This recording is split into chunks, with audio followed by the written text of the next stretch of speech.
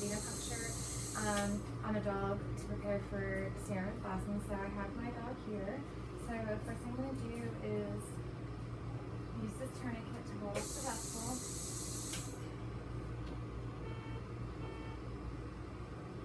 I'm going to spray with alcohol here. So you can very clearly see the vessel here. I'm going to take my needle and syringe.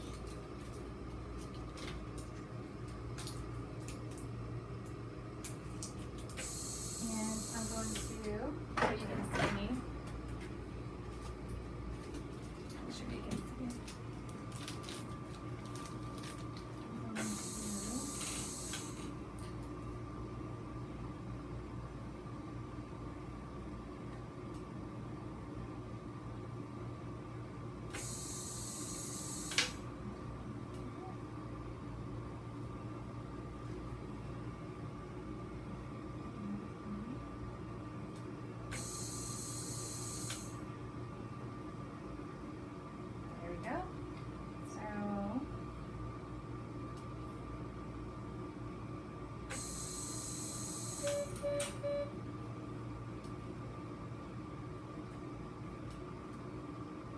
I don't want to pull the plunger back too far because I don't want to clog the vessel.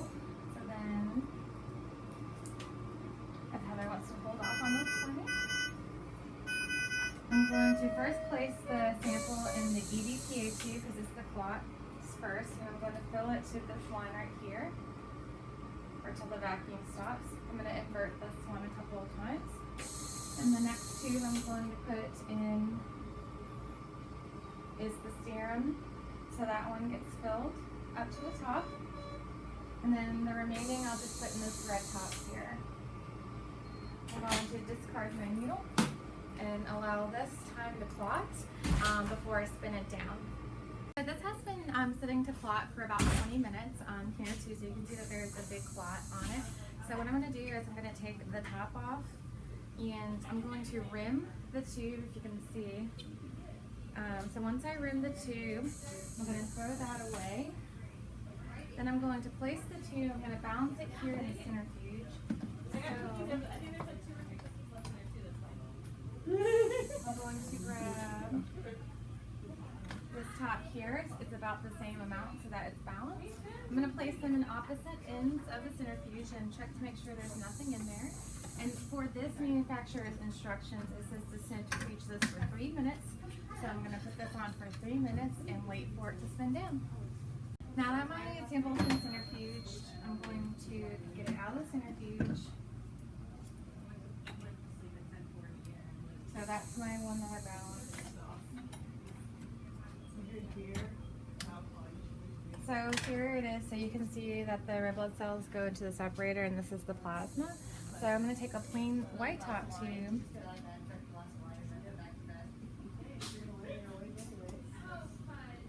And I'm going to pipette this plasma out of this tube. And I'm going to place it inside this tube with no additives. So now I have a sample of plasma here that's separated, and I'll label this with the patient's name and date it. Some issues you can have with plasma is when it's hemolyzed, and so that's if you have a bad stick, or if you're using a vacuum container and you stick the needle and syringe here and you push down on the plunger, it can actually lyse the cells, and so that can alter your testing. Lipemic samples is when there is a patient that has lots of triglycerides and cholesterol inside the blood, so it makes the plasma very thick and chunky. Oh my gosh, yeah. This is Ashley Anderson, and this is test 4. I'm going to be doing a differential. So I have my smear here. So the first thing I'm going to do is I'm going to put the frosted side over here and the butt end over here. And I'm going to put it on 4 times power just to kind of scan through and find the mono layer. So I'm looking for a layer where the cells aren't overlapping.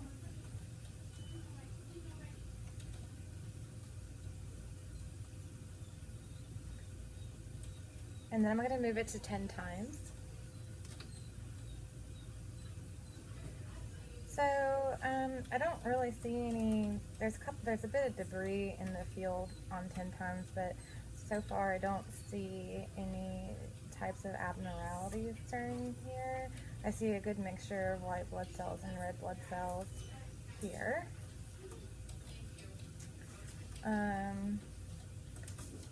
So then what I'm going to do next is I'm going to put on 40 times.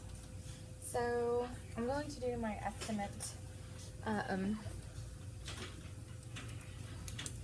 on that field. So now we're at 40 times.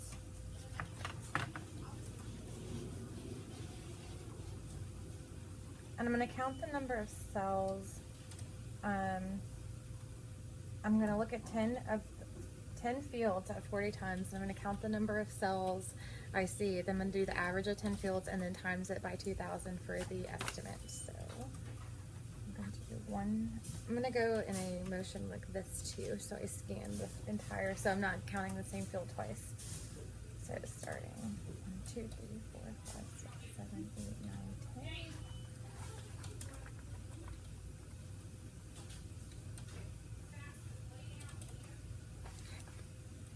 And the second field has 1, 2, 3, 4, 5, 6, 7, 8. And I have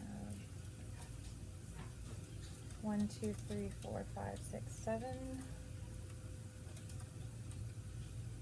1, 2, 3, 4, 5, 6. 1, 2, 3, 4, 5, 6, 7. 1, 2, 3, 4, 5, 6, 7. 1, 2, 3, 4, 5, 6. 1, 2, 3, 4, 5, 6, 7, 8. 1, 2, 3, 4, 5, 6, 7. 1, 2, 3, 4, 5. So now I have the 10 fields. I'm going to take the average. You can pass me that calculator. Yeah. So 10 plus 8 plus 7 plus 6 plus 7 plus 7 plus 6 plus 8 plus 7 plus 5 by 10. So my average is 7.1 in each field. Then I'm going to times it by 2,000 for my absolute count. Or not my absolute count, my estimate count. So I have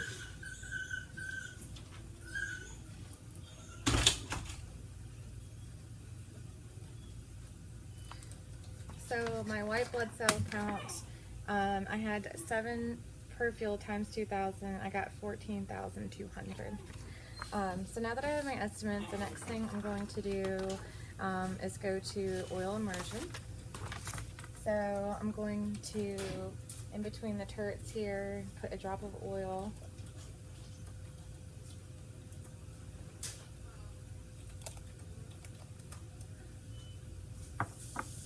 And move it to oil immersion. Focus it in until I see. There we go.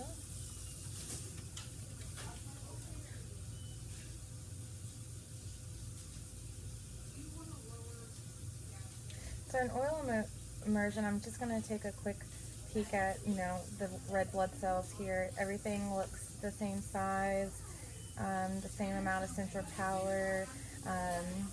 They're all about the same shape. They actually look pretty even. I see a little bit of agglutination on a couple of them, but it's very, very minimal. I don't see any inclusion bodies, anything like that. And then the white blood cells so far, everything looks pretty normal. I see lots of neutrophils that have less than 3 or 4 segments. Nothing that's hypersegmented. I don't see any band neutrophils at this time. So I'm going to just, record that on the sheet.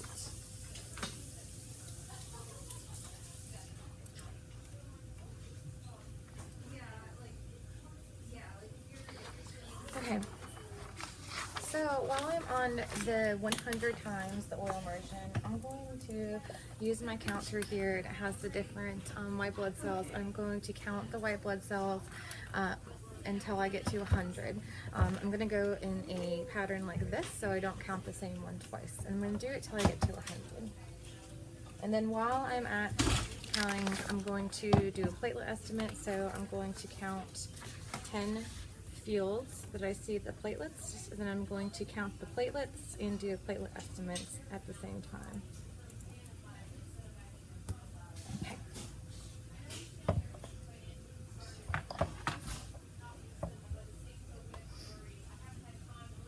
Right over here.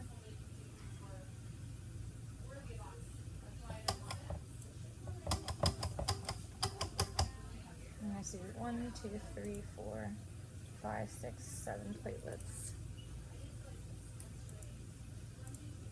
Next field. It's mainly segs, neutrophils that I see. There's a monocyte, and then 1, 2, 3, 4, 5, 6, 7, 8, 9.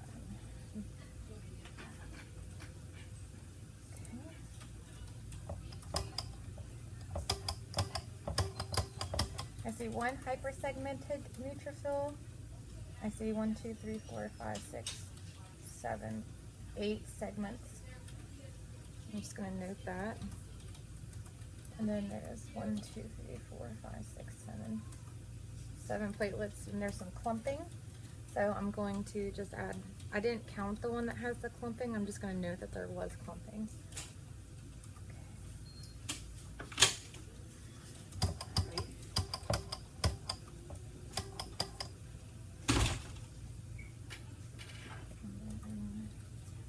One, two, three, four, five, six, 7, 8.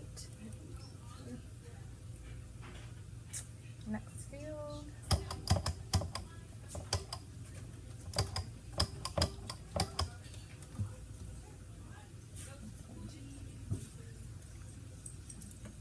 Nine. So I'm seeing some monocytes, and they're obviously the bigger ones that have the pinker nuclei that's kind of shaped like a kidney bean, and then you see the lymphocytes that are a lot smaller. The nucleus is very round and takes up the majority of the cytoplasm.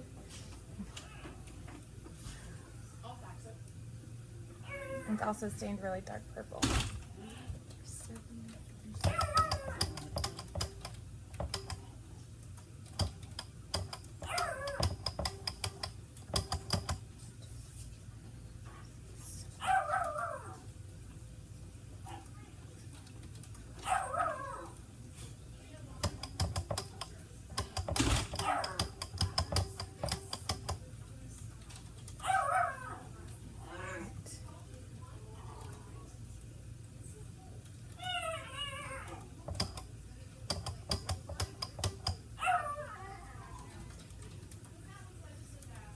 6, so some more clumping.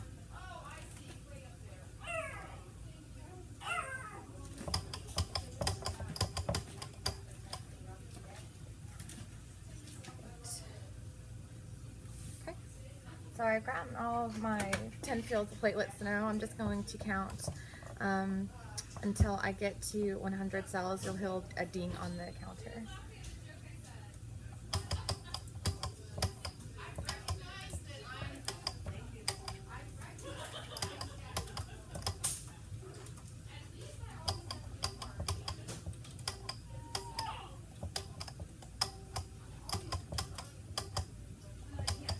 So again, they all look pretty uniformed. They don't look abnormal. Oh, that's 100 already. So first thing I'm going to do is the platelet estimate. So I'm going to take the average of my fields. So it's going to be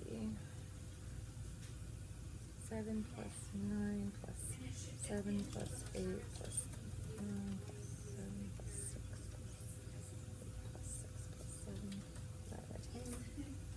So I have 7.4 for a high power field. Then to get the average, I'm going to times that by 12,000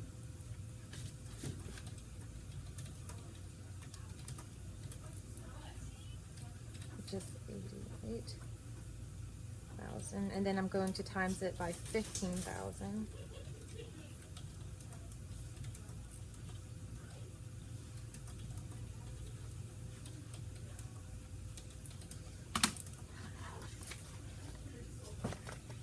So my platelet estimate is 88,000 to 111,000. So I just took 7.4, times it by 12,000 to get this number, and times it by 15,000 to get that number.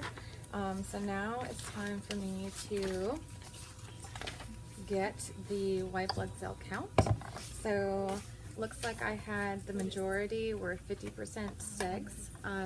So that's 50% segs, which are what we call neutrophils. Then it's 32% lymphocytes, and then 18% monocytes. So I'm going to write that down here.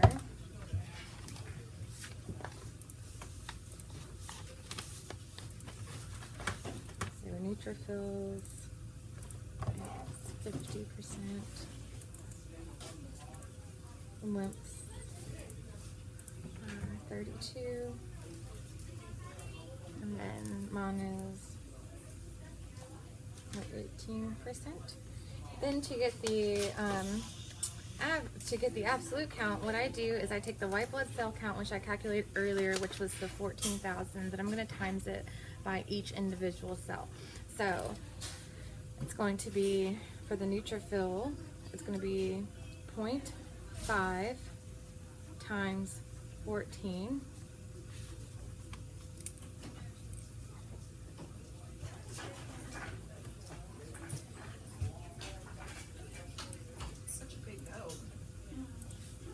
And for the lymphocytes, it's going to be 0.32 times 14,200.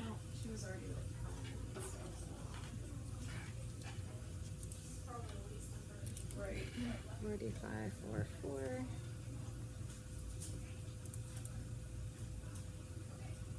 The monos.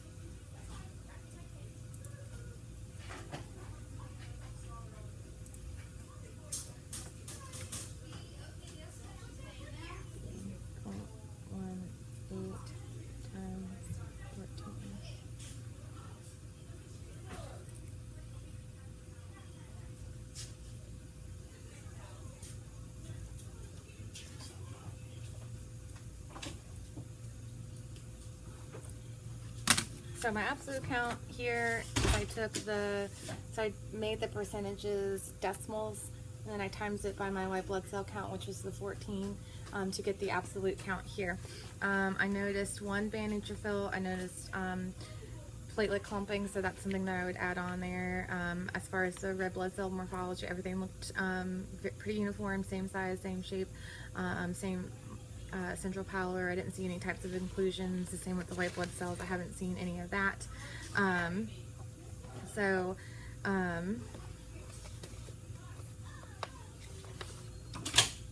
I would consider this to be a normal blood smear. I didn't see any microflaria. I didn't see anything abnormal, no band neutrophils, no toxic neutrophils, things like that. I saw one hypersegmented neutrophil, but it was the only one out of the 100, so that's something that you don't really need to report because there was only one of them. Then, as far as different types of cells, so the main white blood cells are here. So this is a basophil. It has the dark purplish granules, and is usually stained dark purple nuclei. The eosinophils, which are my favorite because the cytoplasm is a nice pretty pink, so are the granules, and so the main difference is that you'll get to see the individual granules in the pink cytoplasm. The segs are the most common one. They have the more clearer cytoplasm, and they have a really distinct purple nucleus. The lymphocytes are the smallest cells where the nuclei take up the majority of the cell. They stain real dark purple, and they're usually smaller in size. And the monocytes are usually lighter pink, and they have like a bright pink nuclei that kind of looks like a kidney bean, and it's the largest of the cells. This is task 8A. I'm going to do a modified Knox test. So I have 2% formalin here. So what I'm going to do is I'm going to get about 10 mLs of this.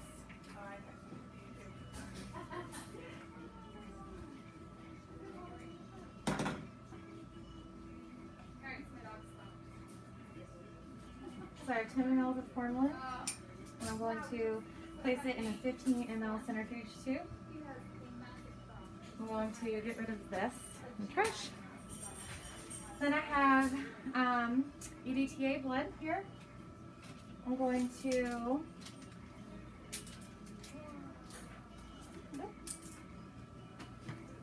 get a new one. Okay. I'm going to get 1 ml of the blood. And I'm going to mix it in this tube. I'm going to place my thumb over and invert it a couple of times. And I'm going to spin it down in the centrifuge at 1000 RPMs for 5 minutes. So my centrifuge is already set here. So I need to balance the tube. So I'm going to grab another centrifuge tube and I can just fill it with water.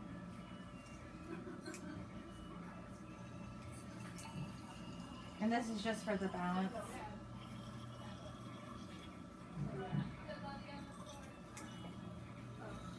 I was like, wait, drunk? Where is that going?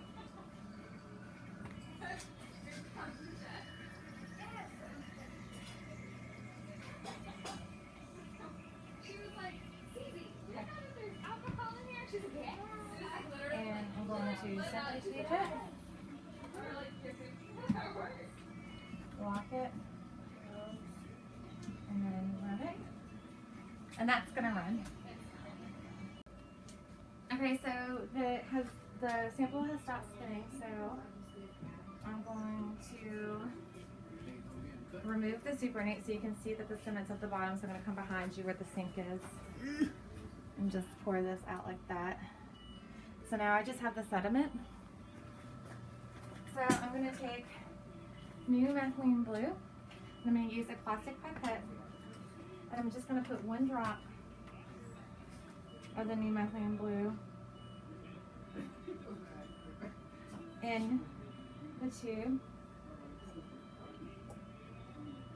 So you just need 1 drop. So I got the 1 drop. Then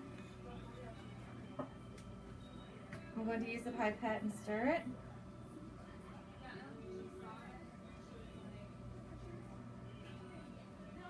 And then once it's stirred, I'm going to come over here. I'm going to place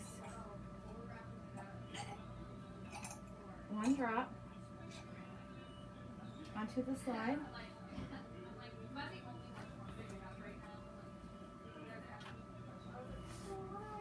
And I'm going to put a cover slip on top of it. And I'm going to examine it under the microscope. So, unlike a direct smear, you won't see the microfilariae moving.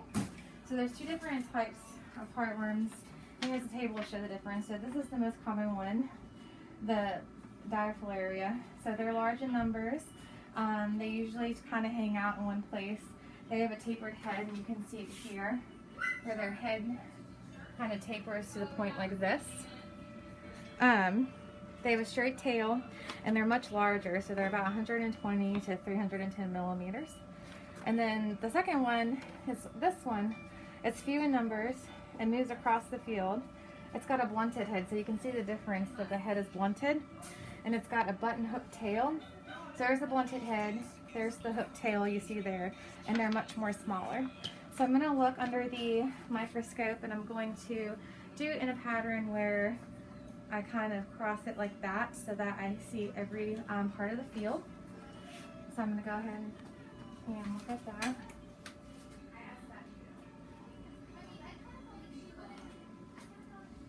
So I'm going to get to the corner. I start on low power.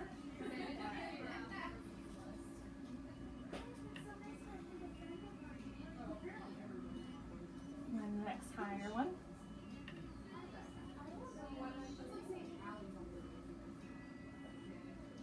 So I'm going to scan the entire slide.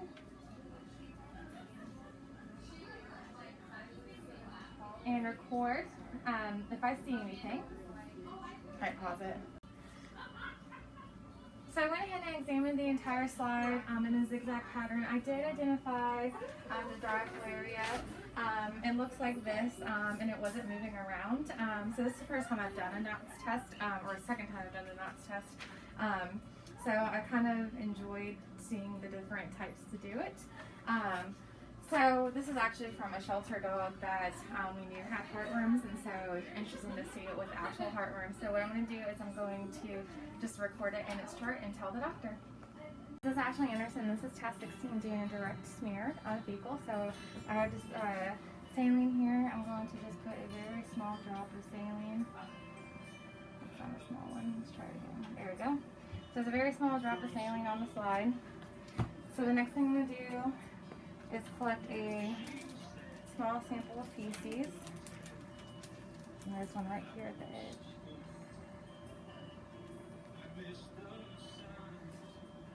And I'm going to mix this until it's a nice emulsion.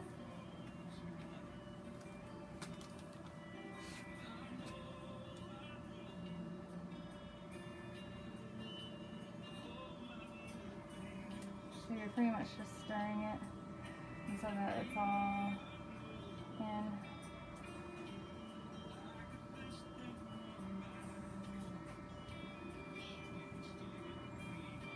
And then throw this away. So I'm going to take another slide and I'm going to make a smear. So you can see that it's so thin that you can read stuff through it. So I have a nice thin smear here. I'm going to get rid of this. Then I'm going to take a cover slip. And I'm going to place it over the smear. And I'm going to read it and check for parasites.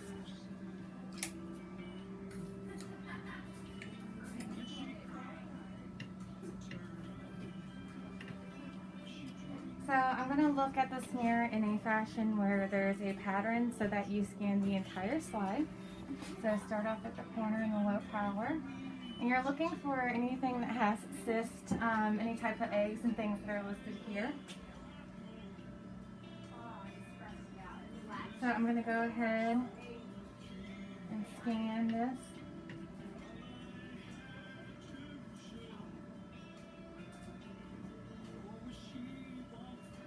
You can look for bacteria in here as well.